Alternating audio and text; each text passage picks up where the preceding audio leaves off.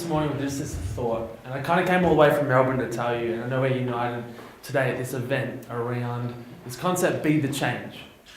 But here's the thing. Change begins with something, and it often begins with an idea.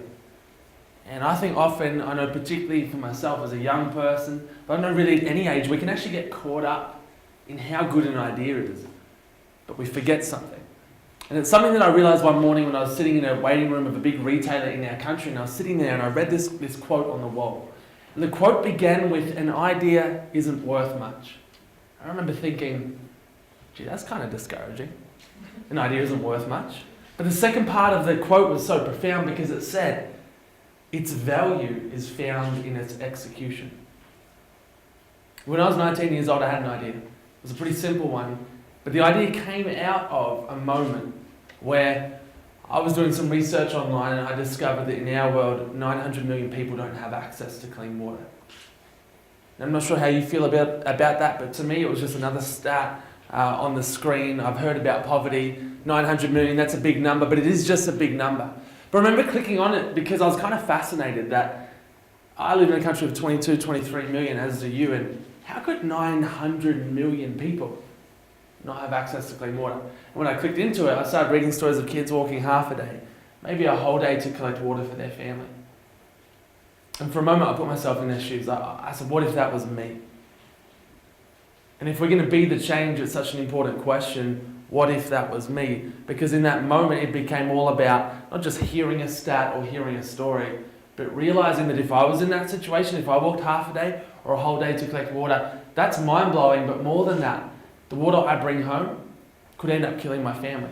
Now the stats say 4,500 children die every day from waterborne disease. And I remember reading that and just sitting there watching these stories of these families talk about how they lost brothers and sisters to waterborne disease. And I began to cry. I started tearing up because I thought, well, I've got twin sisters that are younger than me, Jess and Mel. And imagine that. Imagine that moment of watching them die. And then only worse to find out one day that someone comes along and says, well, they died from waterborne disease. In other words, the water you got them killed them. I remember having this moment where I wanted to kind of shut the laptop lid and walk away from that and sort of pretend, not that I didn't know about a problem, but kind of pretend I didn't get that moved by it. But I couldn't. And I caught up with a couple of friends. I started talking about this problem, the world water crisis, and it's just so crazy. And I talked about in my research of world water crisis, I discovered that we spend $600 million on bottled water every single year here in Australia. And with a couple of friends, we talked around, well, imagine if we could do something about this. Imagine if we could do something more than just give up our birthday and raise a couple of grand. Imagine if we could do something big to tackle this big problem. Now, I just need a show of hands, and my hand's already up for this, but can you put your hand up if you think bottled water is just a little bit silly? Yeah, come on. Tap water for free. Good. Hands down. Great. Stupid product. Absolutely ridiculous. And here's the thing. Can I get you to put your hand up if you've ever bought a bottle before? I gotcha. Here's the thing, it's a ridiculous product. I'm on the same page with you. But from time to time we're thirsty and we don't have our tap next to us. We're out and about, it's a hot day, we don't want a soft drink, we want to be healthy, so we choose a water. We end up spending we're all contributing to the $600 million industry. So we said, well, bottled water is pretty stupid, so let's launch a bottled water company that gives Australians the choice, a simple choice in their everyday life, to when they do go to buy water, make the switch, and by doing that, they can fund projects and water programs to people in need. So we came up with this idea we called it Thankyou Water. The way it works is every bottle sold provides at least a month's worth of drinking water, but after all the costs involved in bringing you a great product and taking care of, every cent left funds water projects. We're a social enterprise and have won awards in the space, but at the time it was just an idea, and I remember one of our co-founders, Jared, who was sitting around in my parents' lounge room, and he's like, I love it, but how do you start a bottled water company? I'm like, I have no idea. And so we did what any good young person would do, we Googled it. And heaps of results came up. And I remember doing a uni assignment at the time, you had to research how companies started up from the ground up. So I called a bottled water company and I got onto the guy who started it, and I wasn't lying. I said, I'm doing a uni assignment, I need to know how you started your bottled water company. And the guy told me everything, which is awesome. Now I do feel bad because we're a lot bigger than them now, but I confessed to him years later and he thought it was funny, thankfully. But anyway, we discover this is how you start a bottled water company, but it's going to cost this guy literally had hundreds of thousands of dollars backing him. We don't have that. We've got a combined net worth, which is the term rich people use, of about $1,000. So we're thinking, we don't have what it takes. I remember reading this quote, and it's become kind of the values of our organisation, that impossibility is only someone's opinion and not a fact. It's an incredible statement because so often we're told what we can't do and what's not possible, and sometimes people are right, but sometimes they're wrong. We remember after researching, just booking meetings with these big bottling plants in our country that bottle water for some of the biggest brands, and we walked into these meetings with our parents' suits on so we didn't look too young. And we take the P plates down as we drove in the car park. We just didn't want to look too young. We said, we're launching a huge brand of water. And they said, that's fantastic, but what's your angle, what's your pitch? I said, we can't tell you that, it's confidential. And the reason we said confidential is we didn't know what we were talking about yet. So we figured if we say confidential, it'll stop them asking questions, and it works. So the word confidential is awesome. Another thing that really works is smiling and nodding. And you would be surprised how many meetings that can get you through. I remember sitting down about the 5th factory, and at this point, we shared the vision. We want to change the world one bottle at a time, and the guy goes, you know what, I love it. I've been in bottled water for 10 years, I reckon it's stupid as well. This is a really good concept. I think we can make a difference. And he said, here's what we'll do. We'll bottle your product for you, no upfront costs. Just go and sell us and pay us cost of goods when you can. And that was a cool moment. And then we met with Visi, big packaging company, who donated 30,000 bottles as a one-off donation. And they also gave us a bottle shape, our own shape that we could use, which at that point in time would have cost us over 150 grand to develop. So we were sitting back thinking, we have a bottle. We have a factory. We're ready to go. And we pitched to one of the biggest distributors in the country. And in that pitch, all we had was an A3 poster friended up on the computer of what the water looked like, because we couldn't get the bottle in time for the meeting. But yeah, this is kind of amateur hour, but we're holding it, we're waving our hands about changing the world, and we had this line that said, you have an opportunity to be part of something that's going to change the world, or sit by and watch someone else, probably your competitor, be part of this. Now, the reason we said that, we weren't being arrogant. I know it sounds like it now, but we weren't trying to be. We just really believed this idea was going to go to market. The question's not when, it's just who. And that distributor in that meeting, the director said something that kind of shocked us. He said, I'll take 50,000 units. How quick can you get it to me? And at that point I thought 2 things. 1, do not lose eye contact. 2, say something that sounds really professional. So I said 3 weeks. He goes, oh, that's quick. I'm like, bummer. That's not good. That is not good. We now had 3 weeks to get 50,000 units to one of the biggest distributors in the country, and on top of that, before you pitch your big idea, there's a couple of things you should do. Some people in this room will be across it. It's just stuff like register your company, trademark, insurances, all that stuff. Now, it's not that we didn't want to do it, it's just we didn't have any money. We thought we'll go and pitch. It's not like someone's going to order in the first meeting, but boy, were we wrong. And when I sat down with a business mentor, he actually couldn't believe how far we'd come. And he was so inspired that we didn't just talk about our idea, but we'd actually gone and executed it. We got it off the ground, and he donated $20,000. It wasn't an investment or a loan, it was a gift. He said, just go for it. And that was an incredible moment. And product hit the production line, and that's Jared, one of the team, with the water. And for some people, this is just bottles in a warehouse, but for us, this is like, wow, the dream's become a reality. And product hit the production line, and then something pretty crazy happened. See, the first order went out, and we had a pallet delivered to my parents' house, and we're opening it in the garage, and we're like, whoa, dream of reality, this is a crazy moment. And then we freaked out. And the whole team went dead quiet. Because 1/3 of all the product in every box, the label was scrunched on to the point you couldn't even read it. Called up the factory, and turns out the quality control guy was away when they ran our product. I'm not even sure if that's legal, but anyway, called up the distributor, and it turns out we had to do our first national product recall. That was our launch. Our launch was a product recall. Yeah, funny now, not funny at the time, I tell you what. So we got product back, we sorted it out, and we hit the market again. We spent 6 months selling. Built up to 350 stockists around the country, and then our first factory who promised the world couldn't keep up with supply. And we lost 300 of our 350 stockists over a 5-week period where we had no water. So 6 months into selling, now a year into the whole journey, the whole idea had come crashing down, and we're thinking, this is too hard. We kept going because 2 medium-sized retailers were looking at the product. We thought if one of them take it, it'll change the game. And they both came back saying no. That was tough. But probably more tough when they both came out with their own bottle of water and went to funding water projects. And we love the cause, so we were happy about that. But it was like, what? Been talking to you for months, and the branding's the same, and it was tough. We stuck at it though because there was another retailer looking at the product, a big supermarket, and we met with them and actually gone back and forward for about 12 months. During that process, I mean, anything slightly good that happened, we'd tell the supermarket about it. I remember Katie Holmes came to Melbourne once for something, and with Tom Cruise or whatever, but then she was in Melbourne and she was snapped in our main newspaper, the Herald Sun, drinking Thankyou Water. So we sent that photo through to the supermarket and said, see, even Katie Holmes drinks this stuff. Like, this is the coolest brand, you're going to be part of this. Anyway, 12 months into that negotiation, we sit down and he says, congratulations, you're in national range every store. And that was 2 years into our journey. And I love this definition of success. Because see, people define success in heaps of different ways, but I love this one. Success can be defined as the ability to turn stumbling blocks into stepping stones. Because we had so many stumbling blocks, things that probably should have thrown us off, but we learned from each one of them. And one of the final stumbling blocks came when we called up to see where that first order was for the big supermarket after getting the commitment and celebrating as a team. But a new category manager had taken over. And he said, I'm not taking your product. We said, but we have a commitment. Called the old guy and he said, no, I've told the new guy all about it. Called back and said, hang on, no, we have a commitment. He says, you do, but it doesn't stand anymore because I'm a new category manager. I don't need your water, I've got the big brands and I've got my own brand.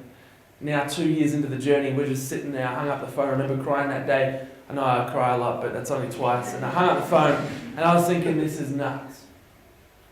We're just trying to help people. Now the story's slightly depressing, I promise you it gets a little bit better if you hang in there.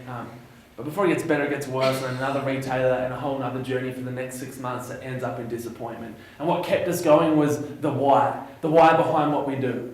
And I want to talk about that for a moment because it's so important that each one of us figure out what is our why. Why do we wake up in the morning? Why do we do what we do? And for us, it's all about people. We headed to the field, we saw the first programs funded, and while there wasn't a whole lot of them, we're talking a few wells. When we met families and people who now have access to clean water, we thought this whole journey, even though it's been tough, has been worth it if it was just for that person I just met. Because people are people, people have stories. Every person has value. We get caught up in these big numbers. But at the end of the day, we came back from this first trip in Cambodia so pumped. And I remember writing a letter to the executive producer of Sunrise telling him our story. And off the back of that, he ended up flying our team to Cambodia. Again, we just got back, but he flew us over there, covered the whole story, covered the projects, and did a feature on Sunrise. And that was an incredible moment because when that happened, our website crashed both days, and our 1300 number went off the hook. And like just call after call. And that's really exciting for a lot of companies, not for ours though, because it was diverted to someone's mobile phone. So we had like hundreds of missed calls. And Sunrise happened, and after that we decided to do something kind of bold. And we took a risk. We did something no one had done before. And we launched this. And it was a post on Facebook, accompanied by a video that said, 2 weeks from today, we're presenting Thankyou Water to 7-Eleven Australia. See, it had been 3 years now, and while we had cafes and outlets stocking us, no major retailer in the country had yet.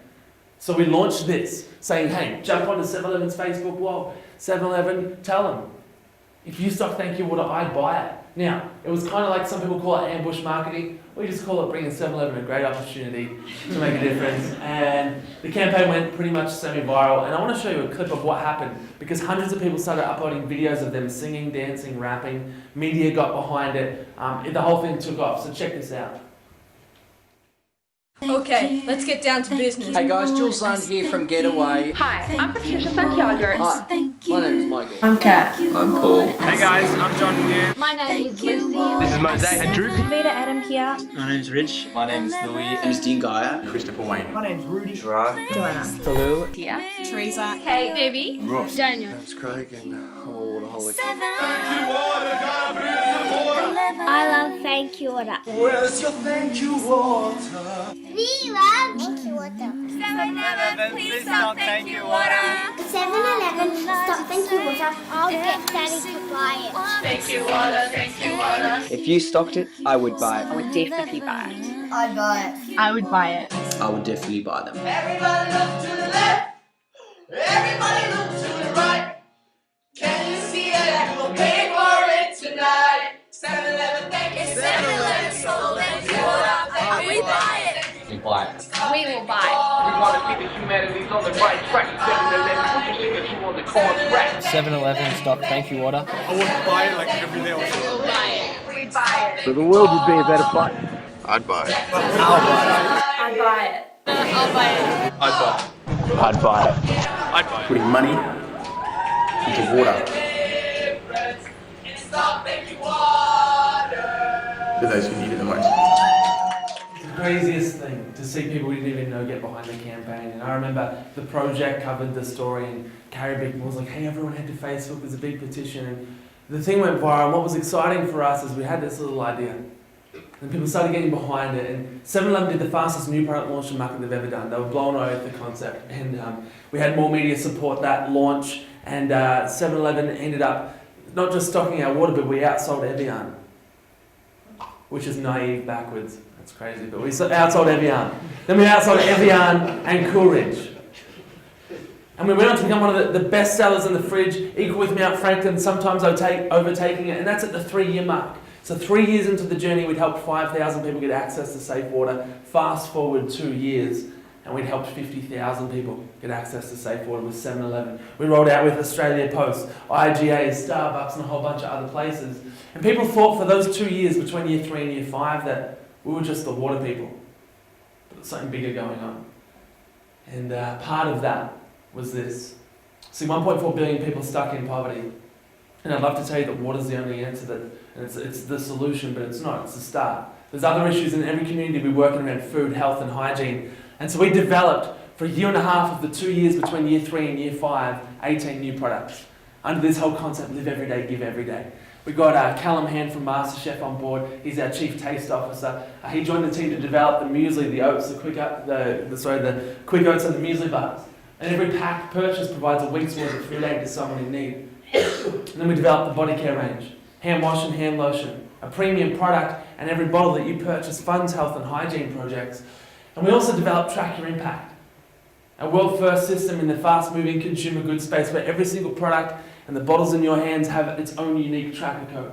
And you type it into the website and we show you GPS coordinates of the exact project that you're funding. And then 6 to 12 months later, we prove it to you. If you sign up for it, we send you not just where it is, you can see that straight away, but we'll actually send you photo proof in the final field report. And so we spent a year and a half developing that. A year and a half developing it, there was a lot of hard work, and then people said, you guys are nuts. And they were they actually had a good point. Because see, it'd now been 5 years and we couldn't get one bottle of water onto the shelf of either Coles or Woolworths. And for any of these products to work, we'd need Coles or Woolies. But we knew that, which is why once we finished the development on the 17th of July last year, we launched this. The Coles and Woolworths campaign. Some people say you shouldn't put the 2 biggest retailers in the country who hate each other in the same sentence. We thought it sounded good. And we made a video. And the video got 80,000 views in the 2-week campaign, and it said 2 weeks from today we're presenting to Coles and Woolworths. And we're asking you to get behind it and just tell them if they stock the Thankyou products, I'd buy it. It was a pretty bold campaign, but it took off. We had 15 different celebrities get behind it. 90 media features. And then we reached over 15 million people through our social media campaign, and for a brand that doesn't have a marketing budget, this is a pretty good result. Now on top of that, we also did this. We flew 2 10,000 square foot signs, one in Melbourne, one in Sydney. It said, hey Coles, thank you for changing the world. In brackets, if you say yes. We flew around the head office for half an hour. And at the same time that was happening, we did it above Woolworths. And the whole thing was sponsored by a donor. And the coolest part, to cut a long story short, is 3 hours after the Woolies meeting, 5 hours after Coles. They said yes. The products hit the store a month later, and now you can walk in and buy any of the Thankyou range. We'll have 24 products on the market by the end of August. And it's exciting, but what's more exciting is now, we've gone from helping just 50,000 people this time last year get access to safe water, to now 90,000 people get access to safe water. 87,000 people get health and hygiene training, and funded over 15,000 people with access to short-term and long-term food programs. But I think for our team, we just think, you know what? The craziest part is this is just the beginning. So many people still don't know about Thankyou and the potential, and that even the products, this could go so far. But I share this story here with you today because back to my point at the beginning, which was an idea isn't worth much, its value is found in its execution. So we spent 3 years sharing our idea. And a lot of people listened, but no one partnered with us. But when we found a way to execute it that no one had before, we got a result that no one had before. And it's so important that you focus on that execution. I'm not sure how you feel sitting there in your chair, or you think, well, I hear stories like this, and I think, could I ever do something of significance? And it's something that I always ask myself. And I remember reading this or hearing this Steve Jobs quote in the movie. I'm not sure if you saw the Steve Jobs movie, but I remember seeing this little quote, and it said, he talks about when you realise that everything around you in this world is made by people no smarter than you. You realise that you can change it and you can influence it. And once you've learnt this sort of thing, it's like this big secret, but once you've learnt it, it will change your perspective forever. We've discovered that. We don't have it all together. We don't know what we're doing. But a small committed team have come around an idea, and we've seen something pretty remarkable happen. And I get caught up sometimes thinking about 7 billion people in the world. Man, there's so many people in the world. But one thing we need to remember is while there are 7 billion people in the world, and one of the speakers mentioned it earlier, we can all be the change, because never in the history of mankind has there ever been or ever will be you. We're all unique. Yes, we're part of a big picture, but we're all unique. And I'll leave you with that thought, and all the best. Thank you.